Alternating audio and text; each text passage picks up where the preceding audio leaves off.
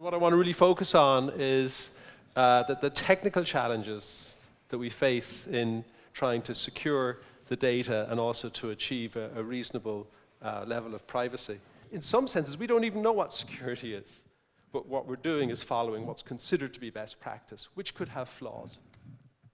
And so we've got security criteria, some examples like PCI DSS for our credit cards, HIPAA for health information in the US, and so on. And the problem with these criteria is that they become very proceduralized, and we just follow them by checking boxes. And we forget about, well, what exactly it is that we're trying to secure in the first place.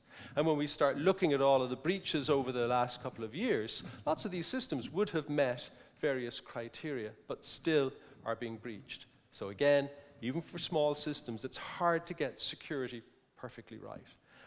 And of course, there's the question of, acceptable use policy. We sign up for some service, we become a product of some social networking service, and does that correspond to consent? Are we agreeing with them to let them use our data, our information in any way they want? And so there was a study published just last month. Some students in Harvard looked at Facebook's acceptable use policy over the last 10 years. They found that the number of words in the policy increased from around 1,000 to 10,000. So it's 10,000 words in the current acceptable use policy. And then they applied some basic privacy metrics to the data policy, the acceptable use policy, in terms of the privacy of the data for those people. And they found that the privacy level had correspondingly gone down. So it's like, I've heard Ross Anderson from Cambridge University say that what the strategy is that when Facebook reckons that you understand their policy, they change their policy as a way of defending or being able to share your data. And we see the same thing here for things like buying insurance. So again, for data privacy, it's hard to get right, even for a technical user. Again, it's the same thing. These are large, complex systems. People are making mistakes routinely, both humans and the designers of the system. Getting security and privacy right is hard.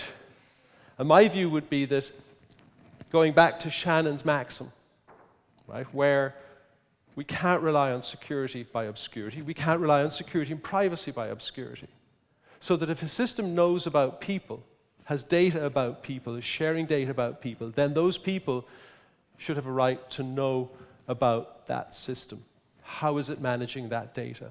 Now, it's not necessarily that they as individuals can go and inspect the procedures and operations, but there has to be some form of oversight where people can get a reasonable assessment of whether this system actually is secure. And are they really happy with having their data being shared in more transparent ways?